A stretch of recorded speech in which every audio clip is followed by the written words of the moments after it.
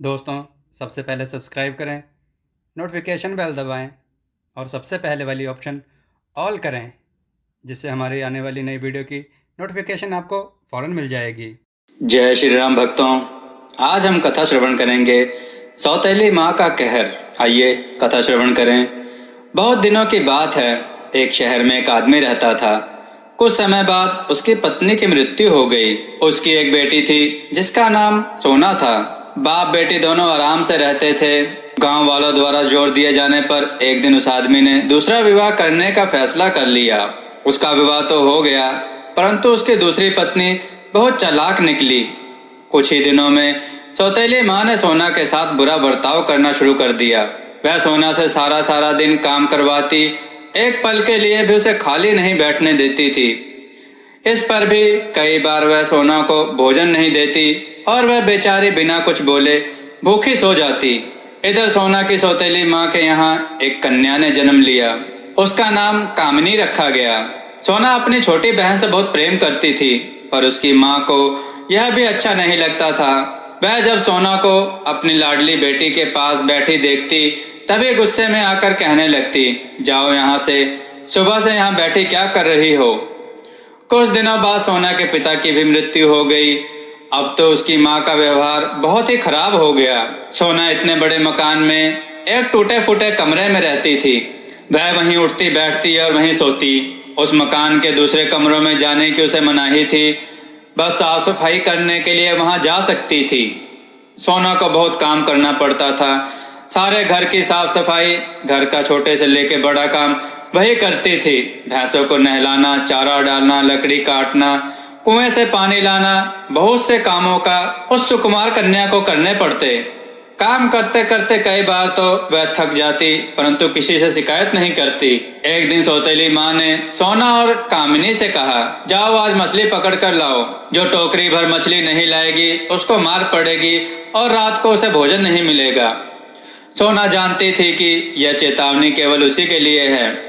कामिनी को ना तो मार पड़ सकती थी और ना ही भोजन के बिना उसकी माँ उसे रख सकती थी। सोना सुबह से शाम तक तालाब के किनारे बैठी रही।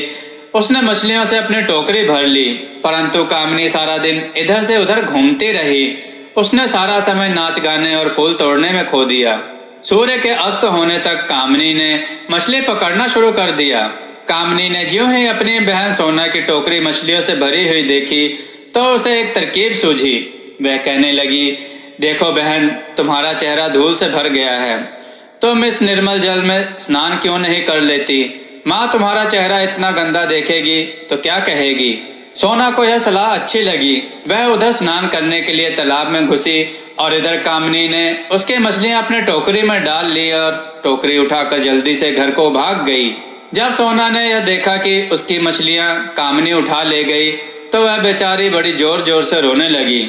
थोड़ी ही देर में उस तालाब में से एक जलपरी निकली और सोना से कहने लगी, क्या बात है बेटी, इतनी जोर जोर से क्यों रो रही हो। तब सोना ने जलपरी से कथा कह सुनाई और बोली, मेरी रक्षा करो, आज जब मैं घर पहुंचूंगी तो मेरी सौतेली माँ मुझे बहुत मारेगी। जलपरी ने उसे हौसला दिया और कहा, चिंता मत करो बेटी, तुम्हारे कष्टों के दिन अब दूर होने वाले हैं। तुम्हारी टोकरी में मैंने एक सुनहरी आंखों वाली मछली रख दी है। इस मछली को अपने घर के पास वाले कुएं में डाल देना, बस फिर इससे तुम जो मांगोगी वही मिलेगा। सोना ने जलपरी को धन्यवाद दिया और घर जाकर उस मछली को अपने कुएं में डाल दिया। उस रात उसकी सौतेली माँ ने उससे कुछ नहीं कहा। जब सोना उस कुएं पर पानी भरने जाती तो वह मछली उसे दिखाई देती और उससे बातें भी करती, परंतु जब कोई जाता तो वह मछली पानी में छिप जाती। सोना की सौतेली माँ को थोड़ा थोड़ा शक होने लगा कि इस कुएं में जरूर कोई है जिससे सोना एकांत में बातें करती है। इसी से उसने एक दिन सोना को किसी काम से दूर भेज दिया। सोना की अनुपस्थिति से लाभ उठाकर उसकी माँ ने कुएं से उस मछली को निकाल लिया। सोना के लौटने से पहले ही उसकी माँ ने उस मछली को पकाकर खा भी लिया। जब सोना लौटी तो वह कुएं पर गई। वहां पहुंचकर वह मछली को बुलाने लगी, पर मछली ने कोई जवाब नहीं दिया। वहां मछली होती तो कोई जवाब आता। सोना वहीं कुएं की दीवार से सर पटक पटक कर रोने लगी। फिर वह जलपरी आई और कहने लगी, बेटी चुप हो जाओ, रोने से काम नहीं चलेगा। उस मछली को तुम्हारी सौतेली माँ खा गई है। उसने मछली की हड्डियां सामने के मैदान में फेंक दी हैं। तुम उस हड्डियों को उठाकर अपने कमरे में दफना दो, बस फिर तुम्हें किसी प्रकार का कष्ट नहीं होगा। सोना ने वैसा ही किया।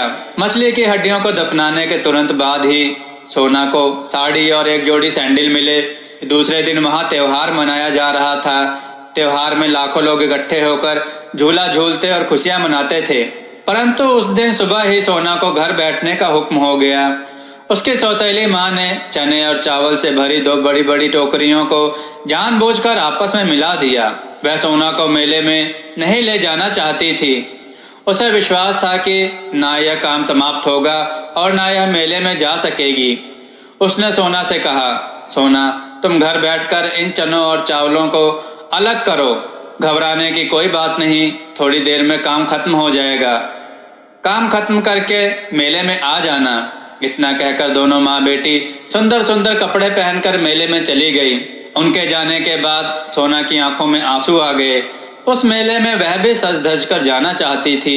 वह मन ही मन कई बार सोचती कि जब हम दोनों एक बाप की बेटी हैं तो उसमें और मुझ में इतना अंतर क्यों।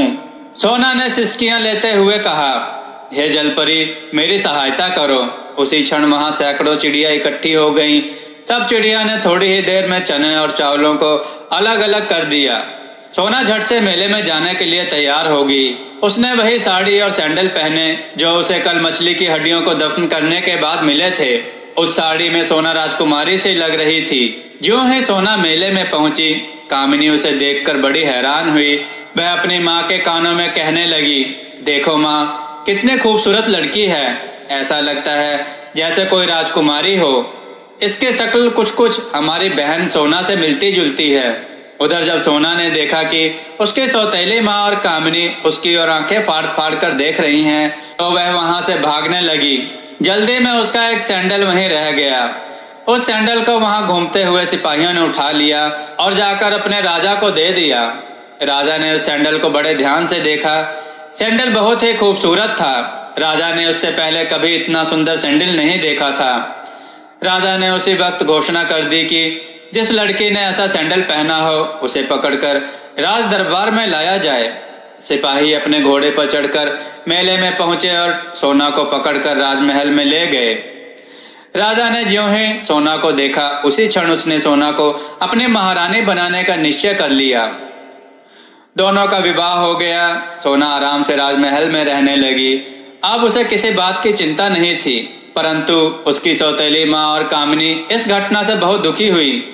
वे दोनों सोना को मार देना चाहती थी, परंतु उन्हें राजा से डर लगता था। कुछ दिनों बाद ही सोना के पिता का मृत्यु दिवस मनाया गया। सोना को अपने घर जाना पड़ा। सोना को घर में पाकर पहले तो उसकी सौतेली माँ बनावटी हंसी हंसती रही और कहती रही, मेरी बेटी बहुत अच्छी जगह पहुंच गई है, भगवान तुम दोनों की उम्र लंबी करे। फिर थोड़ी देर बाद चेहरे पर गंभीर भाव लाकर कहने लगी, आज के दिन मैं भिखारियों को नारियल देना चाहती हूँ। कितना अच्छा हो कि तुम खुद ही नारियल तोड़कर भिखारियों को दे दो। सोना बड़ी खुश होकर नारियल के पेड़ पर चढ़ गई। जैसे ही सोना ऊपर पहुंचकर नारियल तोड़ने लगी, सौतेली माँ ने नीचे से वृक्ष काट दिया। सौतेली माँ अंदर ही अंदर बहुत खुश थी, पर बाहर आंखों से बनावटी आंसू भी गिरा रही थी। वह रोती रोती राजा के पास पहुंची। वहां जाकर वह जोर जोर से चिल्लाने लगी, महाराज, मैं लुट गई। मेरी बेटी नारियल के वृक्ष से गिरकर मर गई। हे भगवान, तुमने मुझे क्यों ना उठा लिया। राजा को सोना के मर जाने का बहुत दुख हुआ। विनाश काले विपरीत बुद्धि वाली कहावत सोना की सौतेली माँ पर भी चरितार्थ होती है। सोना उस वृक्ष से गिरकर बेहोश हो गई थी। उसके मृत्यु नहीं हुई थी। सोना को एक बूढ़ी स्त्री उठाकर अपने घर ले गई। उस बूढ़ी स्त्री के कोई संतान नहीं थी। उसने अपनी सारी पूंजी लगाकर सोना का इलाज करवाया। सोना कुछ ही दिनों में ठीक हो गई। दूसरी ओर सौतेली माँ चाहती थी कि किसी तरह राजा उसकी बेटी के साथ विवाह कर ले और उसकी बेटी महारानी बन जाए। राजा ने इस पर कोई आपत्ति नहीं की और कामिनी से विवाह कर लिया। एक दिन राजा जंगल में शिकार खेलने गया। शिकार खेलते खेलते रात हो गई। राजा रास्ता भूल गया और उसी जंगल में ही रात बिताने का निश्चय किया। आसपास कोई मकान या सराय भी नहीं थी। राजा को दूर एक दीपक जलता दिखाई दिया। वह उसी ओर चल दिया। वहां पहुंचकर उसने दरवाजा खटखटाया। बूढ़ी स्त्री ने दरवाजा खोल दिया। राजा ने कहा, मैं राजा हूँ, शिकार खेलते खेलते रात हो गई। यदि तुम आज रात यहाँ ठहरने दो तो तुम्हारी बड़ी मेहरबानी होगी। मैं सुबह होते ही यहाँ से चला जाऊंगा। उस स्त्री ने राजा को अंदर बिठा लिया। यह वही घर था जहाँ सोना रहती थी। उस स्त्री ने राजा को भोजन खिलाया। भोजन बड़ा स्वादिष्ट था और उसमें भी केवल वही पदार्थ बनाए गए थे जो राजा को बहुत अच्छे लगते थे। राजा ने उस स्त्री से पूछा, माताजी, यह भोजन किसने बनाया है? मेरी बेटी ने, उस स्त्री ने जवाब दिया। कहाँ है तुम्हारी बेटी? राजा ने पूछा।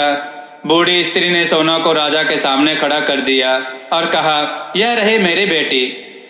राजा सोना को दोबारा पाकर बहुत खुश हुआ। सोना ने सारी बात राजा से कह सुनाई। राजा ने कामिनी और उसकी माँ को जेल खाने में डलवा दिया। उसकी सौतेली माँ और कामिनी को मालूम हो गया कि भगवान के घर में देर हो सकती है लेकिन अंधेर नहीं हो सकती। भक्तों, आपको यह कथा कैसी लगी हमें कमेंट में जरूर बताएं। हमारी कथा को लाइक जरूर करें, हमारे चैनल को सब्सक्राइब करना ना भूलें और हमारी वीडियो को अधिक से अधिक शेयर करें। जय श्री राम भक्तों।